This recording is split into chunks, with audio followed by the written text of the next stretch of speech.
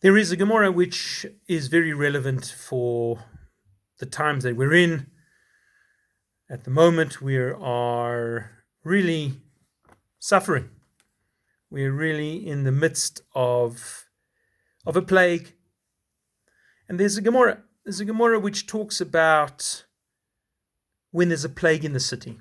Gemara is in Baba Kama 60b and says like this: Tan Rabbanan, the rabbis taught, Dever Be'ir, there's a plague, or more specifically, pestilence.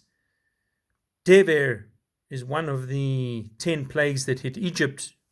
It's usually in English translated as pestilence. It hits livestock. Dever Be'ir, there's pestilence in the city. So the sages tell us what to do. Kanes raglecho, gather your feet. So there's the answer. There's a solution.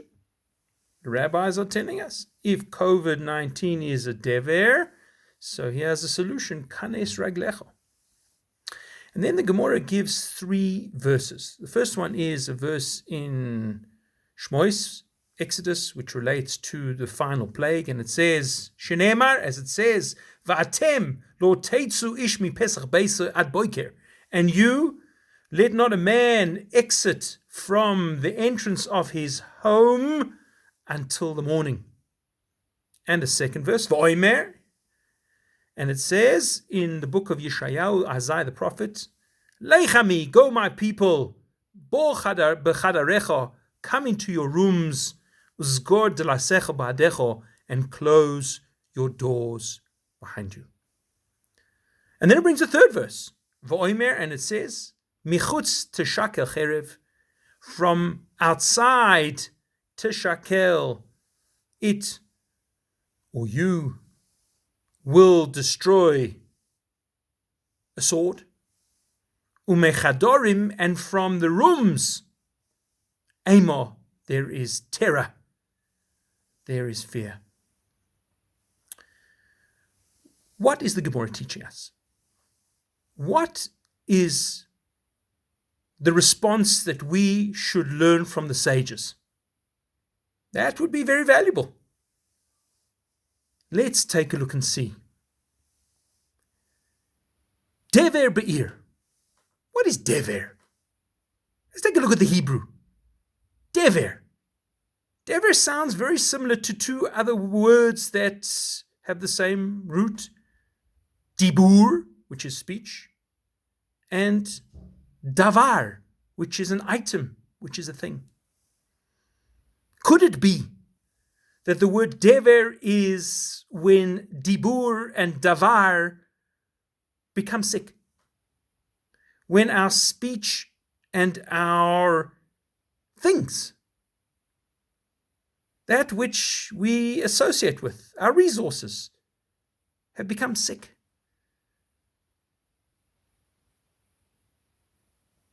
Perhaps the opening of this Gemara tells us exactly what the issue is. The issue is davar v'dibur that became dever. When we misuse our speech and we misuse our resources, our items, our things, our possessions, so they become a plague. They hit our livestock. And we have to take stock of our lives. Kanes raglecho. Now, what is kanes raglecho? Kanes. Kanes. Kanes means to gather.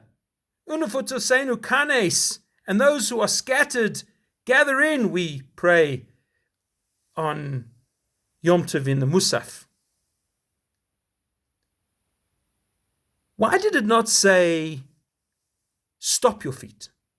Stand still. Whoa. Why did it not say, bring your feet in? Why did it say gather? And I think here is probably the most important lesson that the Gemara wants to teach us. Kanes is a process whereby we first have to bring our feet together in order to rally them so that they can be active and take further steps thereafter. The initial phase of taking stock is not the final goal. The final goal is to reboot your feet. There's a pun there somewhere. Is to make sure that your feet are clear where they've been and where they have to go. And I want to show you in the next 3 verses where I see this. The first one is the verse in Shmois, which said, V'atem lo tetzu ish mi pesach beisoi ad boiker. And you don't go, let not a man go from the entrance of his house until the morning. 2 things about this. The first one is, why did it say from the entrance of his house? Why did it not say, let no man leave his home? Where would a person be if they're supposed to be at home? At the Pesach Beiso, at the entrance of his house? No, it'd be in the bowels of his home, behind the locked doors, maybe in his inner chambers. Why does it say don't go out from the entrance of your door? Where are you going to go out from? Must be that a person's hanging around the entrance of the door, or should be hanging around the entrance of the door. And furthermore, point 2 is ad boker, until the morning. Didn't have to bring that part of the verse. Of course, that was relevant then. In the morning it was okay. After the death of firstborn Egyptians, it was okay. Here we're not talking about the death of firstborn Egyptians. Here we're talking about death every year, day and night. But the message here is, I don't want you to be in the depths of your homes indefinitely. I want you to actually be hanging around the entrance of your homes until the opportunity arises, when the night finishes and the day arrives. Get out there. That's what I want. I want you to be at the Pesach Beisecha. I want you all to be waiting to be let free. And you know what? You will be let free, because night is time for contemplation. The day is the time for doing. When daytime comes, you're out of there. But this is not so simple for people. And so the Gemara brings a pasuk from Yeshayahu, from Isaiah, and says, fascinating, the subtleties. Leich ami, go my people. Bo b'chadarecho, come into your rooms, uzgod delasecha badecha, and close your doors behind you. What is the nature of the relationship there between the Jewish people that Isaiah is talking to and God? When we go into our rooms, are we getting closer to God? No, clearly not, because leich, ami, go. You're not coming to me, you're going from me, go. You know where you're going to? You're going to yourselves. Bo, come to your rooms where you feel comfortable, and then close the door behind you. But don't think that you're coming to me, you're going to yourselves.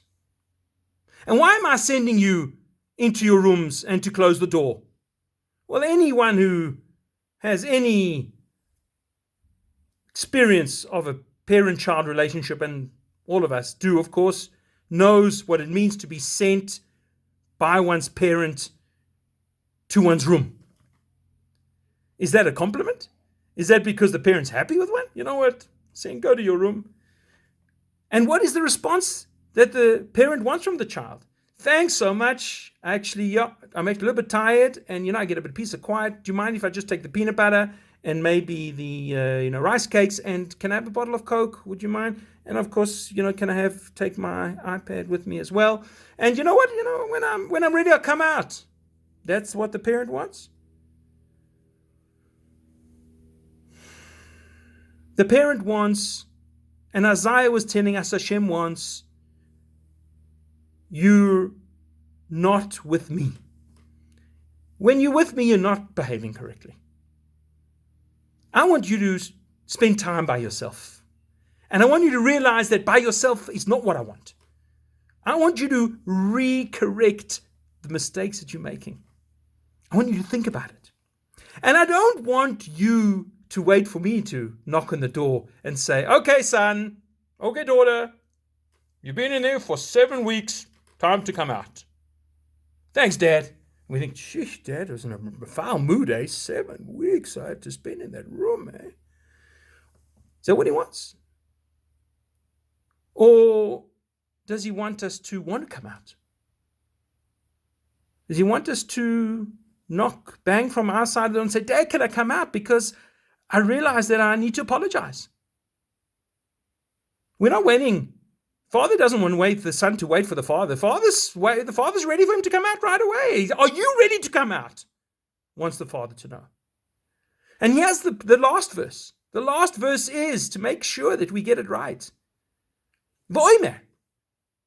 And it says, and let's take heed of the order of the words, because this can also be understood in what I think to be a non-ideal way.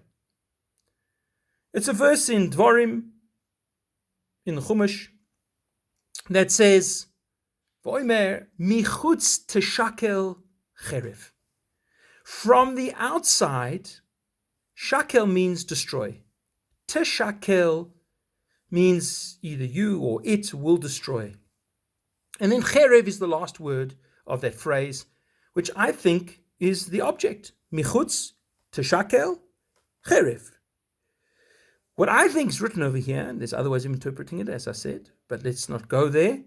Michutz, from outside, teshakel, you will destroy the cherev. You'll destroy the cherev. But from where? From outside. What is this cherev? We started with dever. We started with a pestilence. Started with the livestock being sick. Why? Who's talked about a sword? Says Rashi, good question. Cherev charboi shel malach hamaves. The sword, his sword of the angel of death. What does Rashi want? Is he putting in angels of death over here? I think it's not complicated. Cherev is a manufactured implement of destruction. Malach is a force of transformation, a process. And maves is death. The problem with the dever is that it doesn't stop with dever.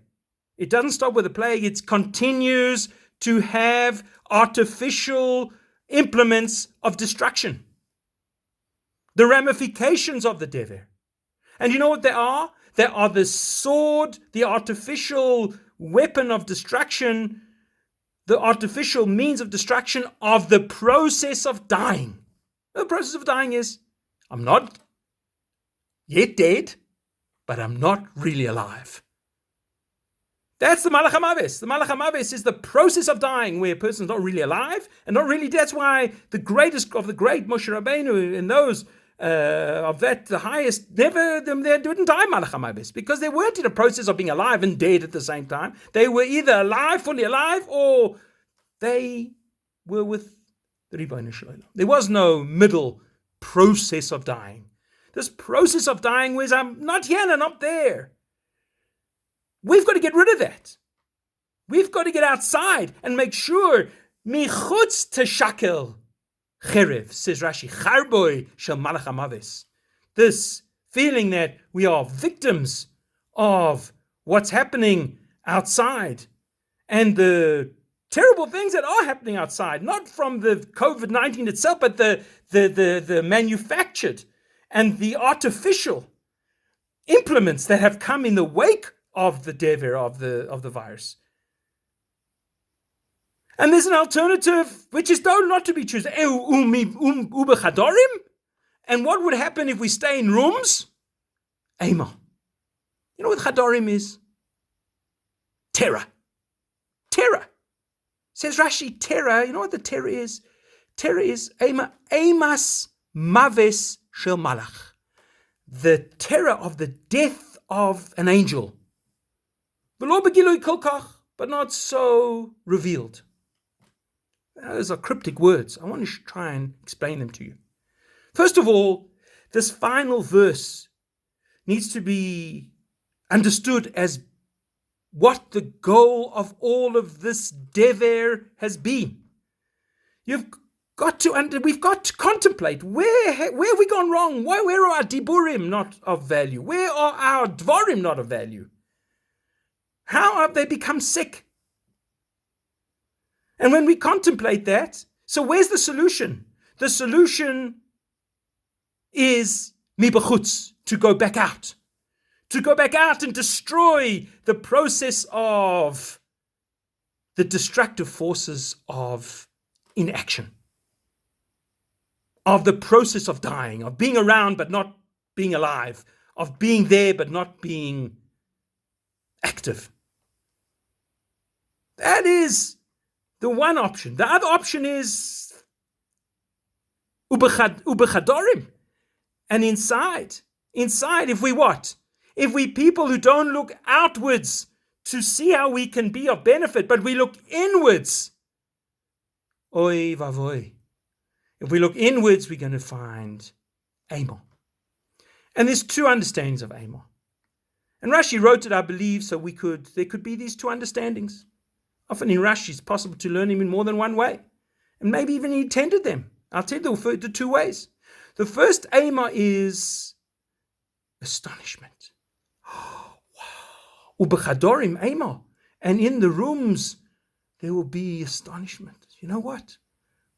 Amos Mavish Malach.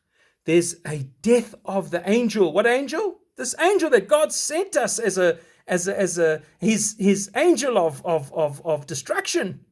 They are angels of destruction.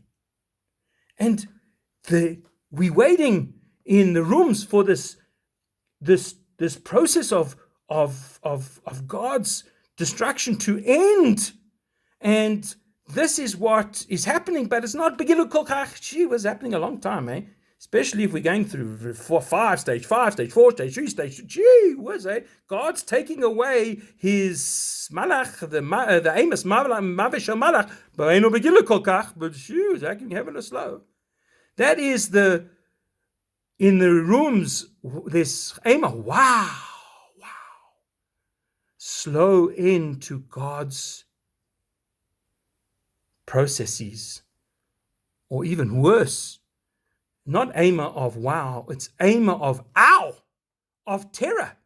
There, the Amor is Amos Maves Shel Malach. That's the fear of the death of self, of a person who considers himself, I'm a Malach, I'm really okay. There's nothing wrong with me. I'm just a Malach, but I can't get out there and do anything. And I'm feared for my life. I'm afraid for my life. I will die. I will be killed if I go out.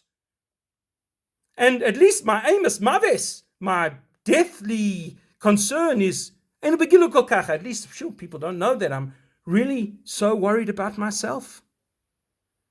And so the Gemara at the end is very strong. We have an opportunity, we have a choice. Are we going to be mibachutz and teshakal cherev? Are we going to be outside and we're going to get and destroy the sword of inactivity and the sword of passivity and the sword of reactivity? Or are we going to go out there and we're going to make a difference and we're going to use our diburim and our dvarim positively? Our diburim, we were given speech in order to be a benefit, to be a brocha. We were given dvarim in order to be a brocha, to be kind, to be helpful, to make contributions, to make a difference. We have either an opportunity to stay indoors, terrified, or in awe of processes which are happening outside of ourselves, worried about what's happening inside ourselves? Or are we going to take this as an opportunity to make an assessment? See the diburim and dvarim. Take the time out in the night, but be at the opening of the door to make sure we get out in the morning. And when we are sent indoors, don't think this is, wow, how wonderful this is, and this is what God really wants. No, he doesn't. He sent us in for naughty. He wants us to come out as quickly as we can. Let us come out. Let us, michutz, when we people who are focused outwardly, we will be able to destroy, we will be able to get rid of the charboy, this manufacture, this artificial ramifications and destruction of the process of inactivity. Let's get rid of the dever. Let's get rid of the cherev. And let's get back to who we really are. The real people of greatness. The people who are focused outwards. The people who are using our diburim and our dvarim to be a blessing to the world. When we do that, we will all be together celebrating again a beautiful and a fulfilled and a positive world again.